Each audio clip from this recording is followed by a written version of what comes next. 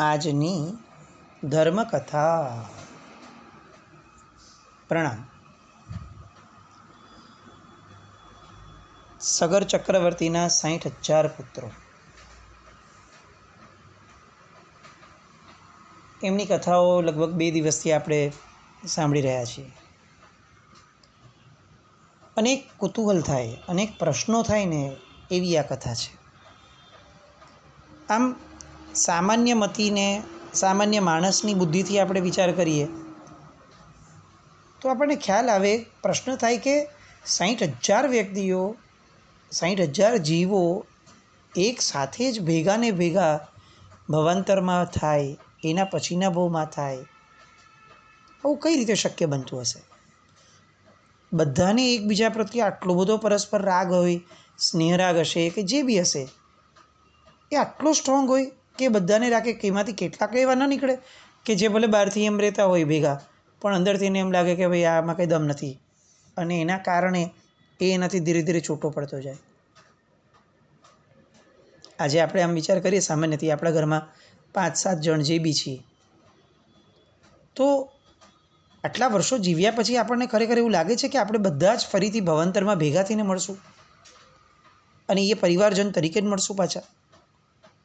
આપણામાંને બહુ ઓછા લોકો આવું નક્કી કરી શકશે કે હા એવું થશે, કારણ કે આપણે જેન્યુઇનલી અંતઃકરણથી જાણીએ છીએ કે આ 5-7 જણની અંદરમાં પણ આપણી વેવલેન્થ, આપણો સંપ, આપણો એકબીજા પ્રત્યેનો મૈત્રીભાવ એ એટલો બેસ્ટ નથી રહ્યો.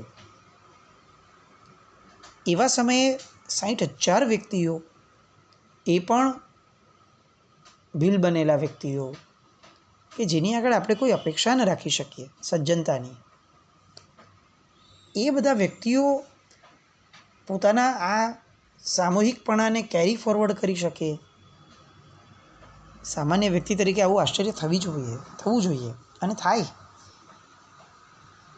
આપણા લોકોને છે ને એક પ્રોબ્લેમ છે કેટલોક, કે વ્યાખ્યાનમાં કથાઓ સાંભળી લીધી અથવા વાંચન કરી લીધું અથવા કોઈકના મોઢે સાંભળી લીધી તો આપણું ફોકસ છે ને મને આ કથા ખબર છે એના ઉપર અટકી જાય છે. હવે એ કથાના ઊંડાણમાં જવાની વાત જ્યારે પણ આવે ત્યારે કે મને કથા ખબર છે, અને ત્યાં આપણે અટકી ગયા ફરીથી. એના કારણે શું થાય છે કે આપણને જે ઇન્ફોર્મેશન મળી છે એ ઇન્ફોર્મેશનનું વર્થ આપણે કાઢતા જ નથી. જીવનમાં આપણને કેટલું બધું ખબર હશે, એવું નથી કે આપણે સાવ ડૂબા છીએ, આપણે સાવ ગમાર છીએ, ના, આપણને ઘણું ખબર હોય છે, ઘણું સાંભળ્યું હોય છે, પણ એનાથી આપણને ફરક શું પડ્યો એ પ્રશ્ન સૌથી મોટો અને સૌથી વિકટ છે. આપણું જ્ઞાન અથવા આપણી માહિતી એ આપણને એકચ્યુઅલી કામમાં ક્યાં આવે છે? ભૌતિક ક્ષેત્રની અંદરમાં આપણે દરેક જગ્યાએ આપણા જ્ઞાનને લગાડે છે કે મારો અનુભવ આ છે, મારો અનુભવ આ છે, આમાં આ ન કરાય, મેં કોઈકનું સાંભળ્યું હતું આમાં આ ન કરાય. આ જ વસ્તુ જ્યારે ધાર્મિક ક્ષેત્રમાં આવે ત્યારે આપણે કહીએ કે ભાઈ જો અમને ખબર નથી પડતી, શું કરવાનું છે તમે કહી દો, હું કરી લઈશ. લેવલ પ્રમાણે બદલાય. સાવ નવો વ્યક્તિ છે તો એને જે પ્રેરણા કરે છે એને કહી દે. આપણે કદાચ ઘણા વખતથી છીએ તો આપણે મહાત્માને કહી દઈશું કે સાહેબ તમે જે કહેશો હું કરી લઈશ. પોતાને ભેળવવાની વાત જ આપણી સંભાવ હોતી નથી.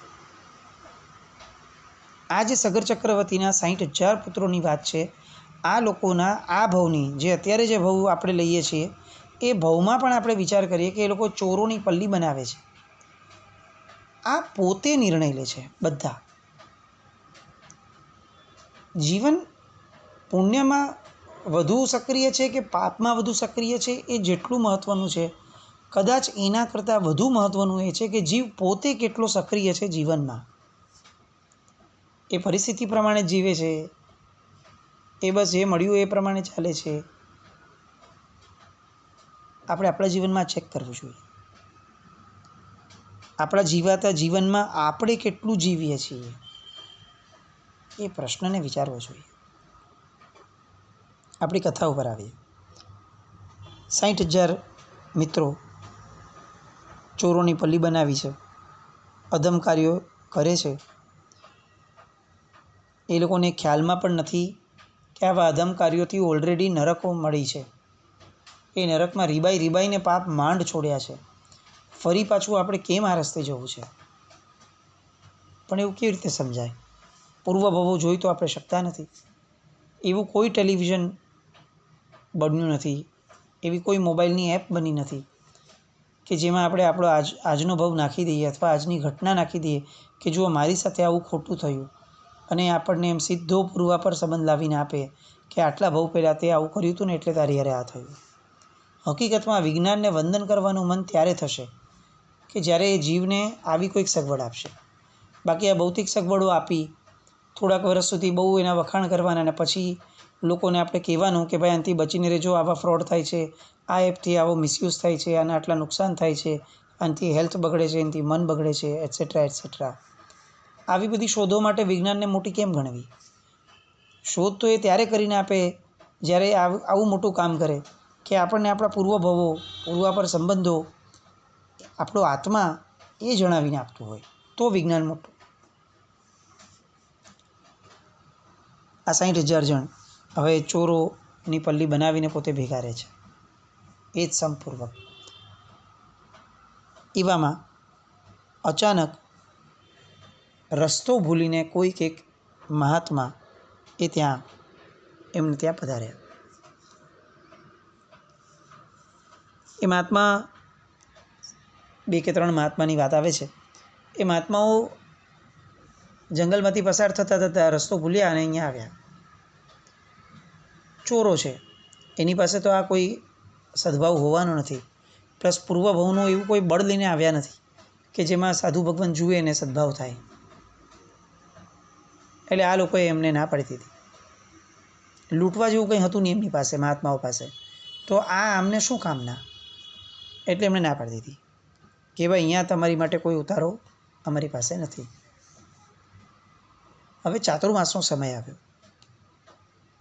મહાત્માઓ એ સમયે જુએ છે કે હવે અહીંયાથી વિહાર કરીને આપણે કોઈ નગરમાં પહોંચવાની શક્યતા આપણી તો છે જ નહીં. ચાતુર્માસ શરૂ થઈ જશે અને પ્રભુની આજ્ઞા છે કે ભાઈ આ દિવસોમાં સ્થિરવાસ કરવો જોઈએ. એટલે એમણે આ ચોરના જે મુખ્ય વ્યક્તિઓ હતા 60,000 લોકોના, એ લોકોને બોલાવીને એમણે કહ્યું કે ભાઈ જુઓ, આ અમારી મજબૂરી છે કે હવે અમે આગળ વિહાર નહીં કરી શકીએ. અમને તમારી પાસેથી કંઈ જોઈતું જ નથી. અમને સામાન્યપણે અમારો આહાર આપી દો તોય ઘણું, જે અમને જીવન નિર્વાહ માટે જોઈએ એટલો, અને અમને એક નિવાસ માટે માથે છત આપી દો, બીજું અમને કંઈ ખપત નથી. કંઈક સુબુદ્ધિ સૂજી, સમય પલટાવવાનો હોય તો કદાચ બુદ્ધિઓ પલટાતી જાય. એ ન્યાયે એ લોકોએ અગ્રી કર્યું કે સારું, તમે રોકાઈ જાઓ. હવે આ મહાત્માઓ ત્યાં રોકાયા છે. દિવસો વીતતા જાય છે, કંઈ જ બોલતા નથી, પણ જે જીવન જીવે છે એ આ લોકો માટે એક અજાયબીથી ઓછું નથી, ચમત્કારથી ઓછું નથી. બદલાતો સમય, વિચારધારાઓ બદલાવા લાગે. આ ભીલ લોકોની વિચારધારા બદલાવા લાગી. જે મહાત્માને પહેલાં રોકાવા માટે ઘસીને ના પાડી હતી, પછી જાણે દયા ખાઈને એમને રાખ્યા હતા, એની જગ્યાએ હવે ધીરે ધીરે આ મુનિરાજોની ચર્યા જોઈ અને એમના પ્રત્યે બહુમાન જાગવાનું શરૂ થયું. બધા ભેગા થયા, અંદર અંદર વાત કરી કે ભાઈ આ લોકો તો કેવું ઉત્તમ જીવન જીવે છે. કોઈ પણ પ્રકારે કોઈ નાનામાં નાના સૂક્ષ્મજીવને પણ હેરાન નથી કરતા આ લોકો. બધા સાથે મળીને વંદન કરવા ગયા. બીજું તો કંઈ આવડતું નહોતું એટલે સામાન્યતયા કીધું કે આપ કંઈક બોલો. અને મુનિ ભગવંતે એ સમયે આ બધાના ઉત્થાનનો કાળ નજીક છે એવું પોતાના જ્ઞાનના બળથી નિહાળ્યું અને ધર્મનું શ્રવણ કરાવવાનું શરૂ કર્યું.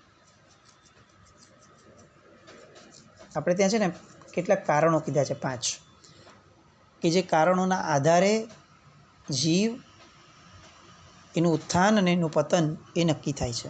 સમવાય કારણો કહેવાય. એમાંનું એક કારણ છે ભવિતવ્યતા. કાળ છે, સ્વભાવ છે, એમાં એક ભવિતવ્યતા આવે.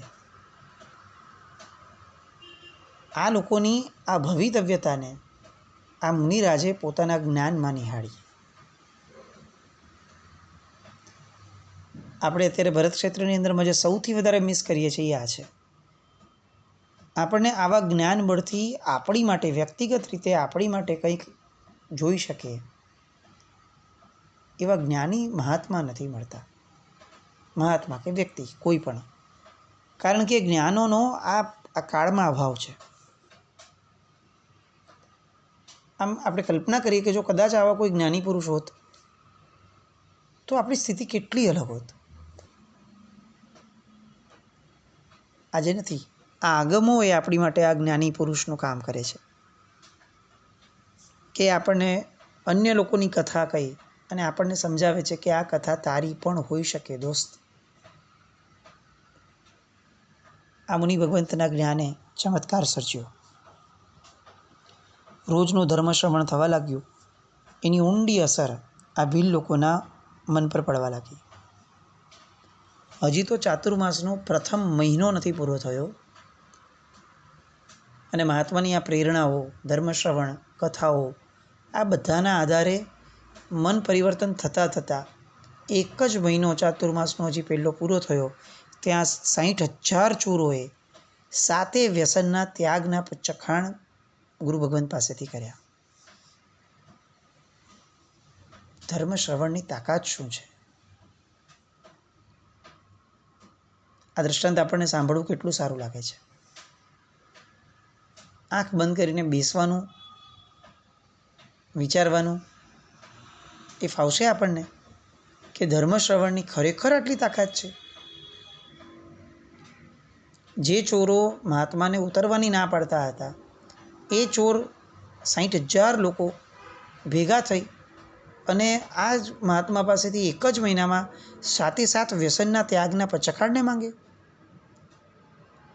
આપણે ત્યાં ચાતુર્માસ કરીને મહાત્મા 4 મહિના સુધી અગર કહીએ તેમ છતાં આપણાથી ચીઝ બટર છૂટતા નથી. 7 વ્યસન તો બહુ દૂરની વસ્તુ રહી. આપણને ખરેખર એવું લાગે છે કે આપણે ઘણું બધું ત્યાગ કરી બેઠા છીએ. ખરેખર ત્યાગ કરવા જેવી જે છે ને એ આ છે કે આપણી વૃત્તિઓમાંથી જે એક રાગનું તત્વ છે, પકડનું તત્વ છે, એનો ત્યાગ આપણે કરતાં શીખ્યા જ નહીં.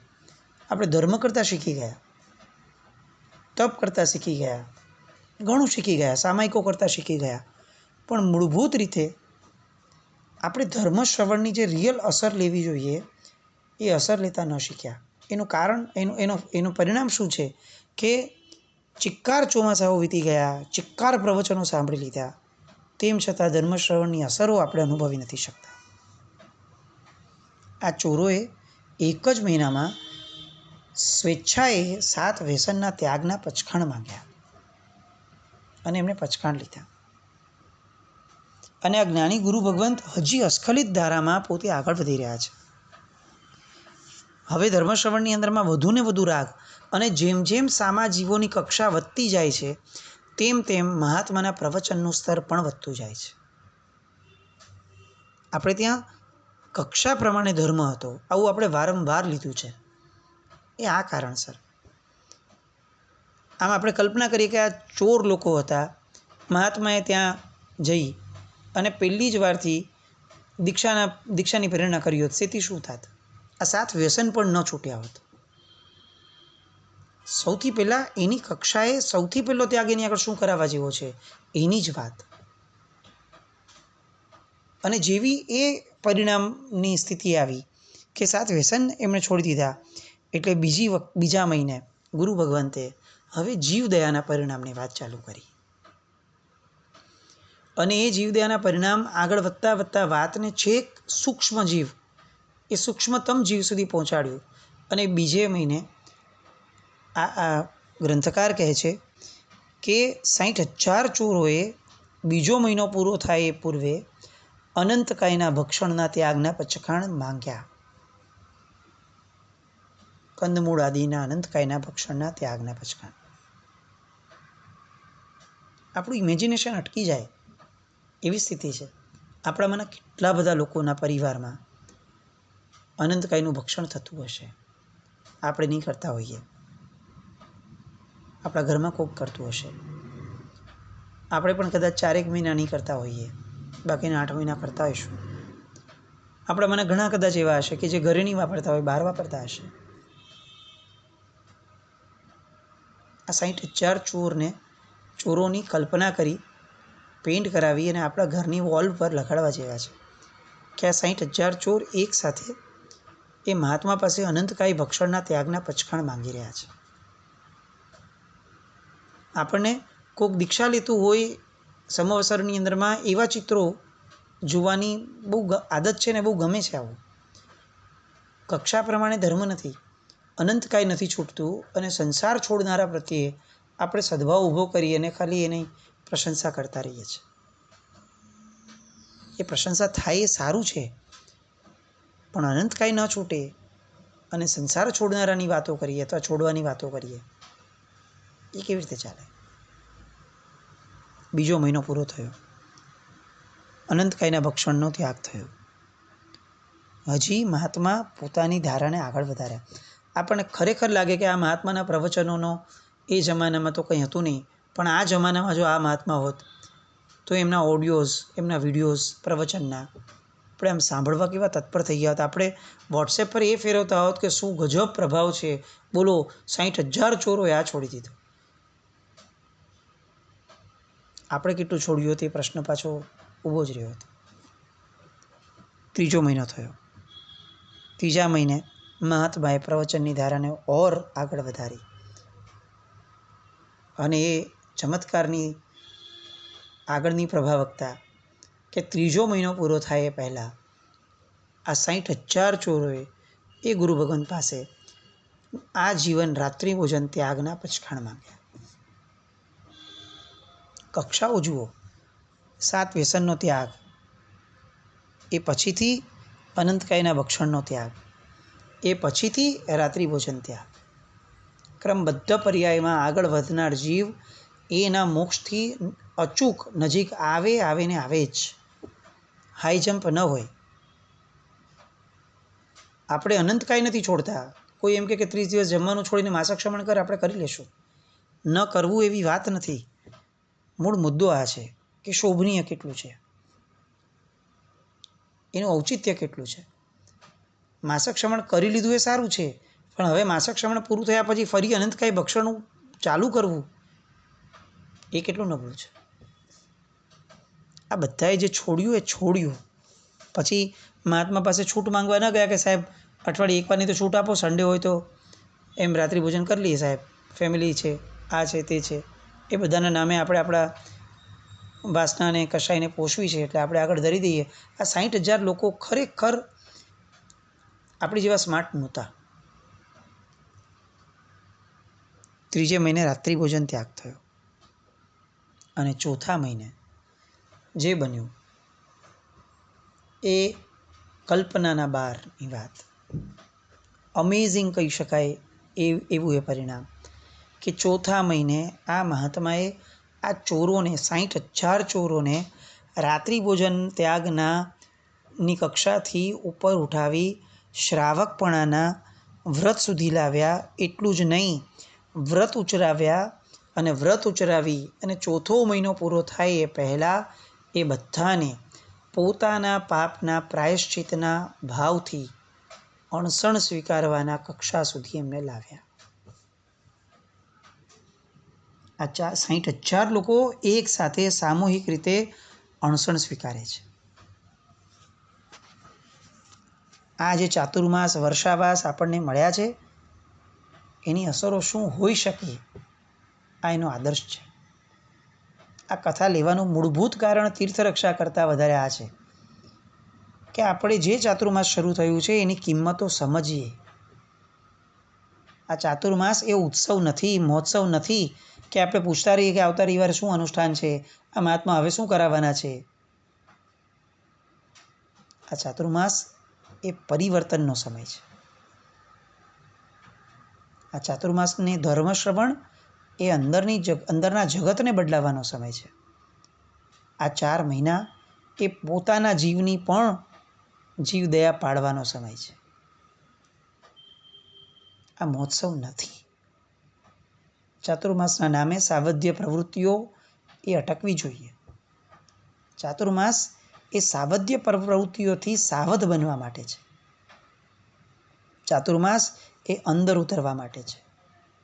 ચાતુર્માસ બાહ્ય ભાવોથી કમ્પ્લીટ વિપરીત અવસ્થામાં આવી અને અંતર્મુખ થવા માટે છે. ભલે અનુષ્ઠાનો થાય, ના નથી, પણ આ બધા દ્વારા પોષાવવી જોઈએ આપણી અંતર્મુખતા, જે ગુરુની નિષ્ઠા વગર નથી મળતી. અને એટલે ગુરુની નિષ્ઠા 4 મહિના જ મળે છે. તો એવા સમયે તો આ જ પરમ કર્તવ્ય હોવું જોઈએ. આ 60,000 લોકોએ આ કર્યું, અનશન સ્વીકાર્યું, અને પેલું સામૂહિક કર્મ બાકી હતું એ ઉદયમાં આવ્યું, વીજળી પડી, 60,000 જણ પર વીજળી પડીને એક સાથે એક સમયે બધા મૃત્યુ પામ્યા. પતન અને ઉત્થાન એની અદ્ભુત કથા. સંઘને લૂંટનારા માણસો, છરીપાલિત સંઘને લૂંટવાવાળા માણસો અણસણ સ્વીકારી અને મૃત્યુ પામ્યા. આ પતનને ઉત્થાનનો આખો દોર. અને આ ઉત્થાનમાંથી આગળ વધતા વધતા બધા સમાધિ મૃત્યુને પામી. અને જે મુનિરાજ પ્રત્યે અનુરાગ પ્રગટ્યો હતો, પાપનો ભય પ્રગટ્યો હતો, એ ભયના કારણે, એ જે સમાધિ મળી એના કારણે ત્યાંથી જ મૃત્યુ પામી અને સગર ચક્રવર્તીના ઘરે 60,000 પુત્ર તરીકે બધા ઉત્પન્ન થયા.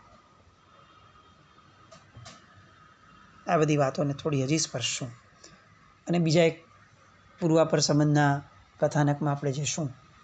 પણ એ પહેલાં આજે આ ચાતુર્માસના વધામણા આ ભાવથી કરવા છે. જે આ 60,000 ચોરોએ મેળવ્યું, કમસે કમ એટલું આપણે સજ્જન વ્યક્તિઓ મેળવીએ. આ આપણું ચાતુર્માસ ને આ આપણી સફળતા. આવું કંઈક આપણે પામીએ એવી શુભ મંગલ કામના સાથે. જીના જ્ઞાન કંઈ પણ બોલાય તમે ચાહે તો જૈનમ જયતિ શાસન.